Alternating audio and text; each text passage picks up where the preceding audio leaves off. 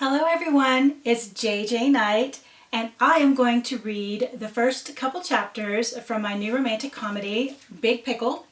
This here is the paperback version. You may have also seen floating around the digital version, which looks like this. And I hope you enjoy these few chapters. It's a romantic comedy about a secret boss who falls in love with one of his employees who thinks that she is his boss. Lots of pickle jokes, lots of silliness, a very light, easy read, standalone book, and I hope you enjoy these opening chapters. Chapter 1, Jace Pickle. It's pretty great when a new pickle comes into the world. Today, my cousin Greta is giving birth, like literally right now. She's walking the halls and refuses to lie in bed. Her husband, Jude, is off talking to the doctor, hoping they can convince Greta to lie down and accept an epidural. Her pain is great. She's already cussed out all the nurses. But Greta hates needles. This is a fear we share. Since I'm on her side, Greta asks me to walk the halls with her to escape the hostility. She stops every few minutes to let out a rather alarming groan. I've texted both my brothers and my dad to walk with me because I have this terrible, awful feeling my cousin is going to squeeze out a kid on the linoleum floor. And it'll be my fault. They'll say, since I hated needles and spouted off about how horrible they were when we were kids, that I'm the one who poisoned Greta on them. And that's why she's currently walking the halls of Mercy Hospital, deep into labor pains and refusing to even put in an IV. It's on me, totally. I'm the eldest of all the cousins. I'm the Big Pickle. I was a tyrant in our youth. I made everybody listen to me, follow my lead, do as I say, especially where needles were involved. I provided detailed descriptions of the pediatrician's office so the cousins knew where to flee when the vaccine shot came out. And here we are, still on the run. Greta's wheat blonde hair sticks to her forehead in sweaty clumps. She wears 2 blue hospital gowns, one open to the back and one to the front, to avoid having to worry about drafts.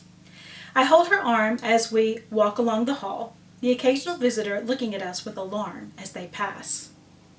Maybe needles aren't that bad, I venture. She cuts me off. Shut up, Jace. I'm trying to have a baby here. Wouldn't it be better in bed with sheets and a doctor? Walking helps labor go faster. We've been walking half an hour. Shut up, Jace. I shut up. We make it a few more steps when suddenly Greta's face goes red. She bends over and squats smack in the middle of the hall. The groan that comes out of her mouth would scare off a pride of mountain lions. I look around frantically for a doctor, a nurse, a janitor, anybody. Why is nobody outside their rooms? We're at least 10 miles from the nursing station. You okay, Greta? She huffs out several big breaths. I think he's coming. What? She lets out another long screech, and I do the only thing I can think of, hearkening back to my football days. I lunge to the floor between her legs and hold out my hands to make the catch. My brother Max got a picture. Of course he did. While Greta holds baby Caden, who was born quite properly in her bed a solid hour after my baby dive, Max uploads the shot of me on the floor, my hands outstretched beneath the hem of my cousin's gown, to his Instagram. I'm going to kill him, but not in front of the baby. He and my youngest brother Anthony snicker over it endlessly. Bastards. We're about to get in a shoving match like we're 12 instead of pushing 30 when the great matriarch of the family, Grammy Alma, comes in. Boys, behave, she orders. We stand still like we always do. Let me see that child. Grammy moves to the bed, her orthopedic shoes squeaking on the floor. She's spry for 80 and still runs the original deli of the Pickle clan, deep in the heart of Queens. My other cousin, Sunny, helps her. Delis definitely run in the pickle blood.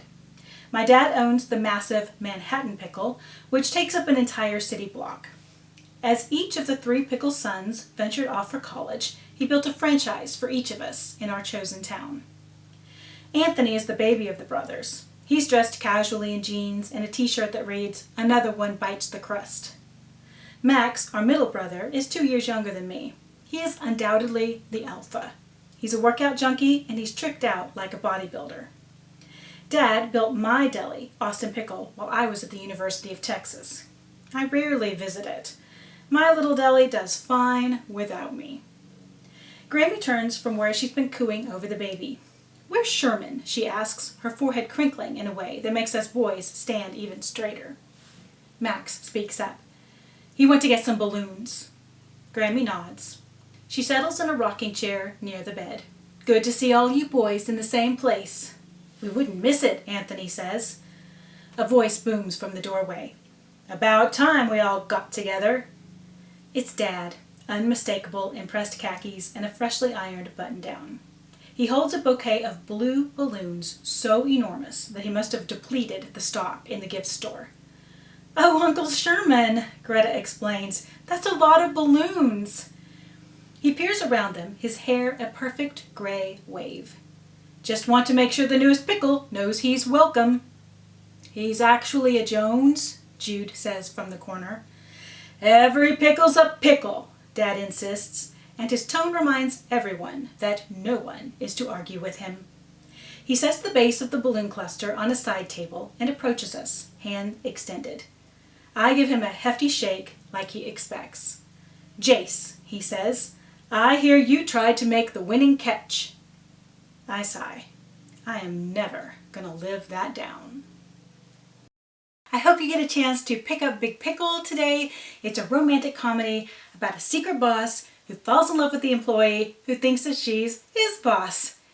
All the pickle jokes, all the comedy, all the fun, light story you might be looking for right now. I hope you'll grab it today.